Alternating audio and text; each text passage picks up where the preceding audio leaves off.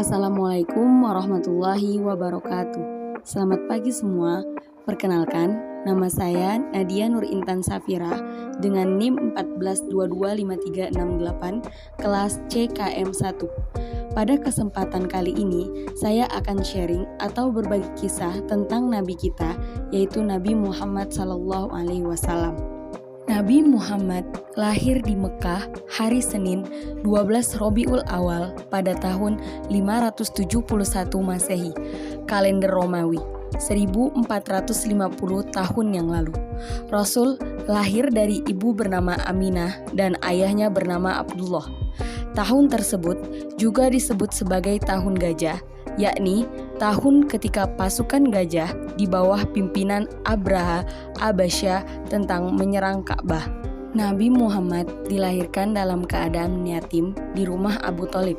Semasa kecilnya, Rasulullah tumbuh dan menjalani kehidupannya seperti pada anak pada umumnya. Pada masa remaja, Nabi Muhammad terjaga dari perbuatan merugikan kawan sekitarnya. Muhammad yang menginjak usia 20 tahun di Mekah yang bertepatan peristiwa Harbul Fijar antara kabilah Quraisy melawan Qais dan Ailan. Menjelang usia Nabi Muhammad yang dewasa membuatnya semakin menekuni dunia bisnis. Nabi pun berdagang dengan kawan terbaiknya yakni Sa'ib bin Abi Sa'ib. Barulah pada saat berusia 25 tahun Rasulullah menjalin kerjasama bisnis bersama wanita kaya raya yakni Siti Khadijah. Perkenalan Muhammad dengan Khadijah memang berawal dari dunia perniagaan. Perempuan ini biasa membiayai kafilah perdagangan Mekah ke Suriah untuk nanti membagi keuntungan bersama mitranya. Hal ini menjadi alasan bagi mereka berdua dalam melakukan perjalanan dagang tersebut. Banyaknya kegiatan perdagangan yang melibatkan mereka berdua membuat Khadijah merasa kian tertarik. Perempuan ini akhirnya mengutus seorang sahabatnya, Nafisah binti Umayyah, untuk menyampaikan keinginannya yakni melamar Muhammad. Muhammad SAW pun menyampaikan kabar gembira ini kepada paman-pamannya, salah satunya yakni Hamzah bin Abdul Muthalib. Lantas mendatangi rumah Khalid bin Asad dengan Muhammad untuk melamar Khadijah. Maka menikahlah mereka berdua. Sebelum menjadi Rasul, Nabi Muhammad SAW sudah mendapatkan beberapa karunia istimewa dari Allah Subhanahu Wa Taala, seperti wajahnya terlihat bersinar dan bersih. Hal ini nyatanya menjadi pertanda kebesaran Allah yang menandakan akan datangnya Nabi terakhir dengan kedudukan tertinggi sampai akhir zaman. Nabi Muhammad mendapatkan sebuah mimpi ketika malaikat Jibril menghampirinya. Rasul pun datang menyendiri di dalam gua Hira, tepatnya di samping Jabal Nur.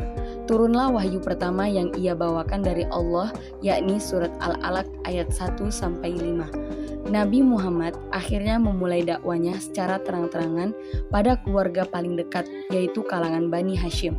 Hanya Ali bin Abu Thalib yang mau menerima dan memutuskan untuk beriman kepada Allah. Sementara Abu Thalib ikut melindungi Rasul saat berdakwah. Dakwah secara terang-terangan ini selalu mendapatkan pertentangan oleh kaum Quraisy. Bahkan beberapa orang menuduh Nabi Muhammad gila dan melemparkan kotoran ke tubuh Nabi. Abu Jahal dan Abu Lahab sebagai pamannya bahkan juga ikut menentang Rasul selama berdakwah. Bersama dengan kaum kafir Quraisy lainnya, Abu Jahal dan Abu Lahab menentang dakwah Rasulullah. Keduanya bahkan sempat mengintimidasi pengikutnya agar meninggalkan Nabi. Mereka khawatir jika ajaran dari Nabi Muhammad hanya bisa merusak agama nenek moyangnya, yakni menyembah berhala. Abu Bakar sebagai sahabat Nabi Muhammad yang sedang tidak di Madinah, terjadilah peristiwa sangat menyedihkan. Rasulullah wafat bersamaan dengan turunnya wahyu Allah, yakni surat Az-Zumar ayat 30. Artinya, sesungguhnya kamu akan mati dan sesungguhnya mereka akan mati pula. Nabi Muhammad mulai sakit di bulan Safar tahun 11 Hijriah. Beliau sakit kepala dan demam hingga akhirnya membuat suhu tubuh meninggi. Kondisi ini terjadi selama kurang lebih 2 minggu.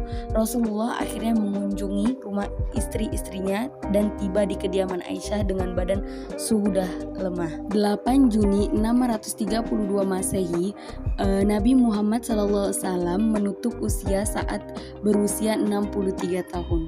Sekian yang dapat saya sharing, kurang dan lebih mohon maaf. Wassalamualaikum warahmatullahi wabarakatuh.